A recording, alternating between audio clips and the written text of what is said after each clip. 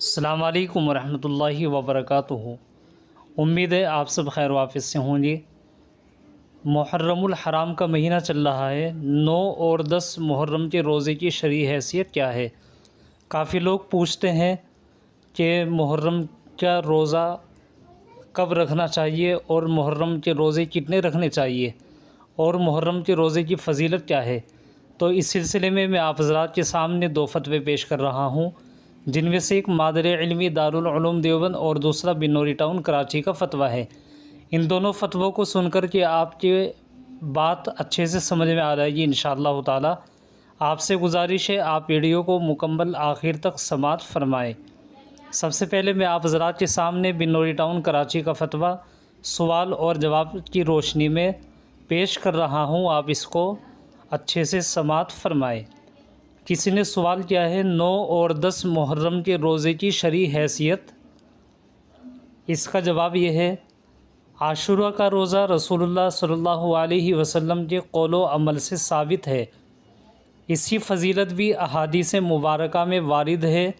رمضان کے علاوہ باقی 11 مہینوں کے روزوں میں محرم کی 10ویں تاریخ کے روزے کا ثواب سب سے زیادہ ہے، اور اس ایک روزے کی وجہ سے گزرے ہوئے ایک سال کے گناہ صغیرہ معاف ہو جاتے ہیں۔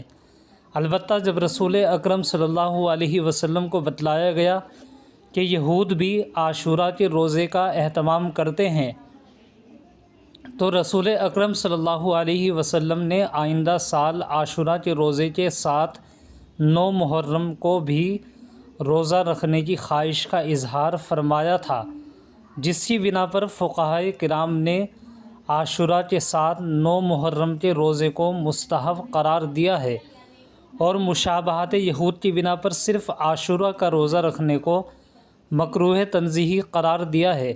لہذا 10 محرم کے روزے کے ساتھ 9 یا 11 محرم کا روزہ بھی رکھنا چاہیے۔ محرم الحرام کا پورا مہینہ ہی قابل احترام اور عظمت والا مہینہ ہے۔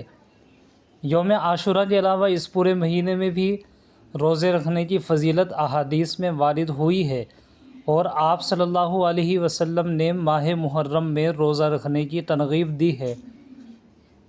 حضرت ابو ہریرہ رضی اللہ تعالیٰ عنہ سے روایت ہے کہ رسول اللہ صلی اللہ علیہ وسلم نے فرمایا، افضل ترین روزے رمضان کے بعد ماہ محرم کے ہیں، اور فرض کے بعد افضل ترین نماز رات کی نماز ہے۔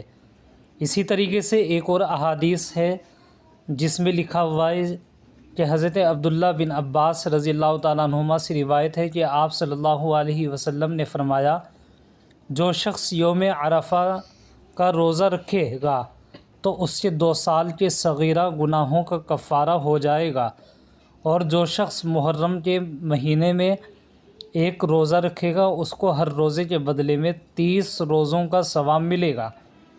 تو سامعین کرام، اس سے معلوم ہوا کہ 2 روزے رکھنے چاہیے محرم کے، ایک روزہ نہیں رکھنا چاہیے، اس لیے کہ تاکہ یہود اور نصارہ کی مشابہت نہ پائی جائے۔